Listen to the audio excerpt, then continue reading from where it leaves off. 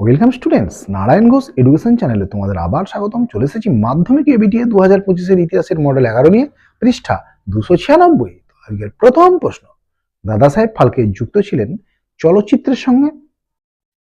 পরের প্রশ্ন, কবাডির পরিবর্তে হকি জাতীয় খেলার মর্যাদা লাভ করে 1996 খ্রিস্টাব্দে। পরের প্রশ্ন, ধর্মসভা প্রতিষ্ঠা করেছিলেন কে? না রাধাকান্ত দেব।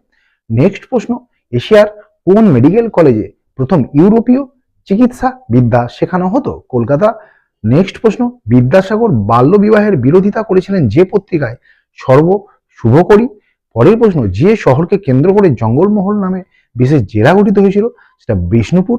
পরের প্রশ্ন, কোন বিদ্রোহের সময় কৃষকরা ডিং খরচা নামে চাঁদা আদায় করত? রংপুর বিদ্রোহ। পরের প্রশ্ন, ভারতের প্রথম রাজনৈতিক সংগঠন বঙ্গভাষা প্রকাশিকা সভা সভাপতি ছিলেন গৌরীশঙ্কর ভট্টাচার্য।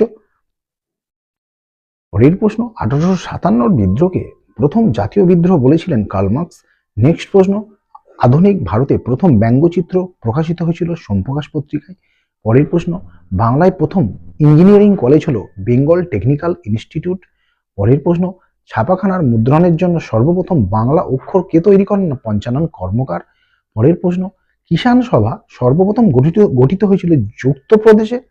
পরের প্রশ্ন, গিরনি কামগার ইউনিয়ন কোন শ্রমিকের সংগঠন ছিল? না বস্ত্র শিল্প শ্রমিক। পরের প্রশ্ন, ভারতে প্রথম মে দিবস পালিত হয়েছিল কত সালে? না ভারতে প্রথম মে দিবস পালিত হয়েছিল 1921 খ্রিস্টাব্দে। পরের প্রশ্ন, ভয়েস অফ ফ্রিডম নামে রেডিও স্টেশন গঠন করেছিলেন উষা মেহতা। নেক্সট প্রশ্ন, ভারত ছাড়ো আন্দোলনে শহীদ হয়েছিল কে? না মাতঙ্গিনী হাজরা। পরের প্রশ্ন, তেলেঙ্গানা বিদ্রোহ সংগঠিত হয়েছিল হায়দ্রাবাদে। পরের প্রশ্ন, স্বাধীন ভারতে নাগাল্যান্ড পৃথক রাজ্যের মর্যাদা পেয়েছিল 1963 খ্রিস্টাব্দে। পরের প্রশ্ন, নীলকণ্ঠ পাখির খোঁজে গ্রন্থটির লেখক কে? না অতীন বন্দ্যোপাধ্যায়। তো বন্ধুরা, এমসিকিউ শেষ, চলে যাচ্ছি এসএকিউ এ। প্রথম প্রশ্ন, সোমপ্রকাশ পত্রিকার সম্পাদক কে ছিলেন? না দ্বারকানাথ বিদ্যাভূষণ। পরের প্রশ্ন, নব্য বৈষ্ণববাদের প্রবক্তা কে ছিলেন? না বিজয় কৃষ্ণ গোস্বামী। পরের প্রশ্ন, কে রাষ্ট্রগুরু নামে পরিচিত? না সুরেন্দ্রনাথ বন্দ্যোপাধ্যায়। পরের প্রশ্ন, কাকে নব্য বাংলা চিত্রকলার রীতির অগ্রদূত বলা হয়? না কাকে? তোমরা সবাই জানো, অবনীন্দ্রনাথ ঠাকুর। চলে যাচ্ছি সত্য মিথ্যা। হিন্দু পেট্রিয়ট ছিল একটি দৈনিক সংবাদপত্র, এটা কাটা।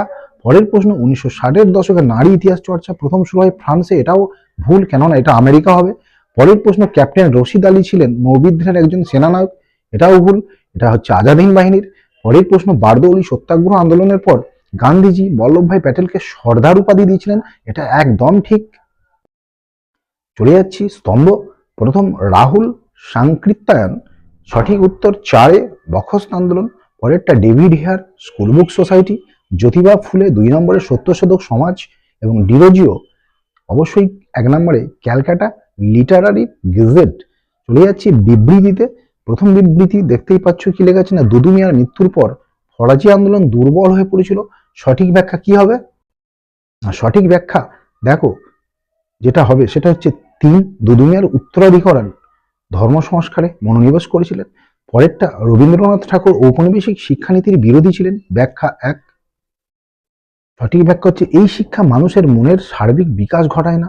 বলে যাচ্ছি পরেরটাই, আইন অমান্য আন্দোলন ভারতের কৃষক সম্প্রদায় স্বতঃস্ফূর্তভাবে সামিল হয়েছিল। এর সঠিক ব্যাখ্যা হচ্ছে 2, কৃষকদের স্বার্থ রক্ষার বিষয়টি জাতীয় কংগ্রেস এই আন্দোলনের কর্মসূচিভুক্ত করেছিল। চলে যাচ্ছি পরেরটাই, কি না নমশূদ্ররা হিন্দু সমাজ থেকে নিজেদের পৃথক অস্তিত্ব দাবি করেছিলেন। সঠিক ব্যাখ্যা হচ্ছে 1, নমশূদ্ররা উচ্চ বর্ণ হিন্দুদের আচরণে ক্ষুব্ধ ছিলেন। তো বন্ধুরা, এই ছিল আজকের ভিডিও। পরবর্তী ভিডিও নিয়ে খুব তাড়াতাড়ি তোমাদের সামনে চলে আসছি। ততক্ষণ তোমরা সবাই ভালো থেকো, সুস্থ থেকো, আর যারা নতুন তারা অবশ্যই চ্যানেলটি সাবস্ক্রাইব করো। তো চলো, বাই।